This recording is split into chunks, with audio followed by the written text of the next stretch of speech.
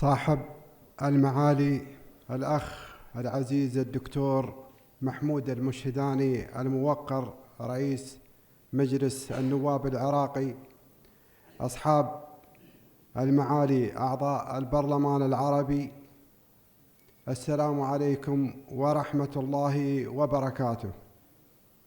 يطيب لي أن أرحب بكم في افتتاح أعمال الجلسة الرابعة من دور الانعقاد الأول من الفصل التشريعي الرابع من هنا من أرض العراق، بلاد الرافدين، إحدى قلاع العروبة وصاحبة الحضارة العريقة التي أسهمت في تشكيل تاريخ الإنسانية جمعاء. وأود في مستهل كلمتي أن أتقدم بخالص الشكر وعظيم التقدير والامتنان إلى صاحب المعالي أخي العزيز الدكتور محمود المشهداني رئيس مجلس النواب العراقي، وإلى جميع الأخوة والأخوات في العراق الشقيق على حسن الاستقبال وكرم الضيافة ودقة التنظيم. والحقيقة أننا منذ أن وطأت أقدامنا أرض العراق لم نشعر أننا غادرنا أوطاننا. وهنا أتذكر قول الإمام الشافعي رحمه الله: ما دخلت بلدا قط إلا عددته سفرا، إلا بغداد فإني حين دخلتها عددتها وطنا. كما أعرب باسمكم جميعا عن خالص الشكر وعظيم التقدير لإخواننا في جمهورية العراق على كل ما وفروه لنا من دعم فني ولوجستي من أجل إنجاح عقد جلستنا اليوم وما سبقها من اجتماعات، والتي نعتبرها واحدة من أهم جلسات البرلمان العربي. أصحاب المعالي أعضاء البرلمان العربي، إن انعقاد جلستنا اليوم في العراق الشقيق يأتي تعزيزاً لأواصر التعاون والتنسيق مع مجلس النواب العراقي والارتقاء بها إلى أعلى المستويات. والحقيقة أن احتضان العراق لهذه الجلسة واستضافته الشهر القادم للقمة العربية يجسد استعادة مكانته التاريخية في منظومة العمل العربي المشترك، ويؤكد حالة الأمن والاستقرار التي يشهدها العراق بفضل الله تعالى، والتي ما كانت لتتحقق لولا التضحيات الباسلة والغالية التي تكبدها الشعب العراقي الشقيق بكافة أطيافه في التصدي لما واجهه من تحديات كثيرة، حتى تمكن من القضاء على الفكر الظلامي والإرهابي، واسترجع مؤسسات الدولة وحافظ على وحدة نسيجه الوطني. وها نحن اليوم نشهد بأنفسنا الإنجازات الملموسة التي حققها العراق في مختلف المجالات، وكلنا ثقة في أن العراق القوي الموحد يمثل قيمة مضافة للأمن القومي العربي والأمن الإقليمي. أصحاب المعالي والسعادة أعضاء البرلمان العربي، تنعقد جلستنا اليوم وما يزال كيان الاحتلال الغاشم مستمر في حرب الإبادة الجماعية التي يشنها ضد شعبنا الفلسطيني، وسط استمرار حالة الصمت الدولي المخزي التي لا تقل بشاعة عن الجرائم التي يرتكبها كيان الاحتلال. وللأسف الشديد فإن عجز المجتمع الدولي عن وقف هذه الجرائم يدفع ثمنه الأبرياء من الأطفال والنساء الفلسطينيين، ويفاقم من حالة التوتر وعدم الاستقرار في المنطقة والعالم أجمع. وقد أثبتت التجارب أن ما تقوم به آلة القتل والتدمير في شهور تستمر تداعيات لسنوات وعقود.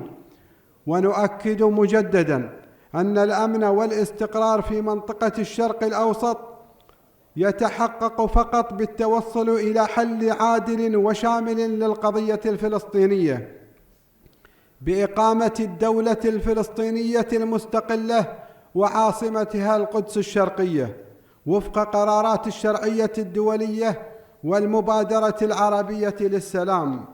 أصحاب المعالي أعضاء البرلمان العربي، إنما يشهده عالمنا العربي من أزمات في عدد من دولنا العربية يستنزف مقدرات شعبنا العربي، ويفاقم من التحديات التي تواجهها هذه الدول بسبب التحولات المتسارعة التي يشهدها النظام العالمي وانعكاساتها المباشرة على منطقتنا العربية.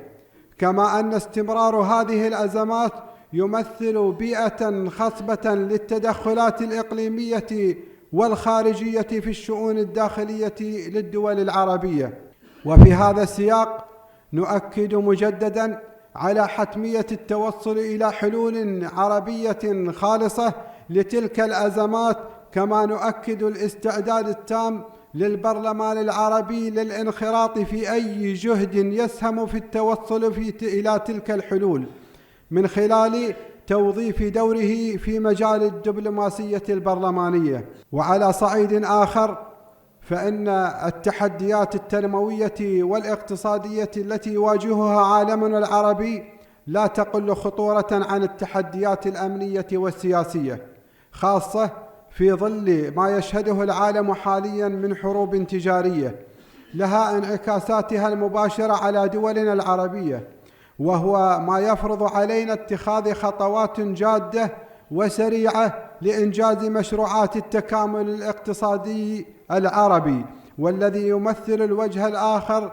لأمننا القومي العربي في مفهومه الشامل، لا سيما وأننا نمتلك من المقومات والموارد ما يعزز مناعتنا الاقتصادية الجماعية في مواجهة ما يشهده العالم من تطورات وتحولات. وكلنا ثقة في أن القمة العربية المقبلة التي سوف تستضيفها العاصمة العراقية بغداد في شهر مايو القادم ستكون على قدر هذه الأزمات والتحديات، ويحدون الأمل أن تضع هذه القمة خارطة طريق لتسوية الأزمات القائمة في بعض دولنا العربية، كما نتطلع إلى أن تخرج عنها قرارات تاريخية لإنجاز مشروعات التكامل الاقتصادي العربي التي لم تكتمل بعد.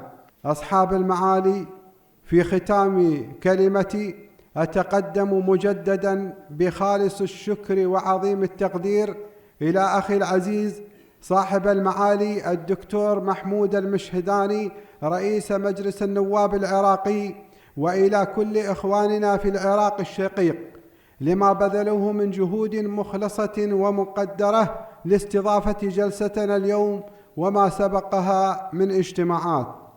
واسمحوا لي أن أتقدم بخالص الشكر وعظيم التقدير إلى معالي الأخ العزيز معالي النائب أحمد الجبوري نائب رئيس البرلمان العربي لما بذله من جهود مقدرة من خلال رئاسته للجنة التنسيقية للإعداد والتحضير لهذه الجلسة. والشكر موصول إلى أصحاب المعالي أعضاء مجلس النواب العراقي في البرلمان العربي معالي النائب الشيخ شعلان الكريم، ومعالي الدكتورة حنان الفتلاوي، ومعالي النائب ناظم الشبلاوي. كما نتقدم بالشكر أيضا إلى الأمانة العامة لمجلس النواب العراقي بقيادة سعادة الأستاذ صفوان معالي الأستاذ صفوان الجرجري وكافة إدارتها وأقسامها ومنسوبيها.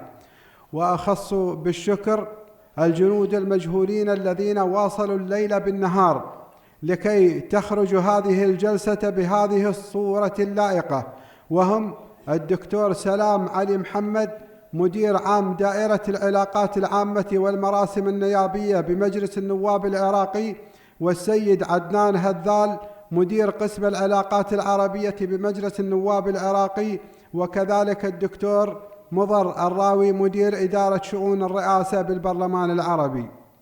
والشكر موصول لكم أصحاب المعالي أعضاء البرلمان العربي لجهودكم المخلصة وتعاونكم الصادق في خدمة مصالح شعبنا العربي الكبير والدفاع عن قضاياه. وفي مقدمتها قضيتنا الأولى والمركزية، القضية الفلسطينية. أدعو الله أن يمن على هذا البلد العظيم بدوام الأمن والاستقرار والسير بخطى ثابتة نحو البناء والتنمية والاستقرار، وأن يوفقنا الله جميعا لما فيه خير أمتنا العربية. أشكركم على حسن الاستماع، والسلام عليكم ورحمة الله وبركاته.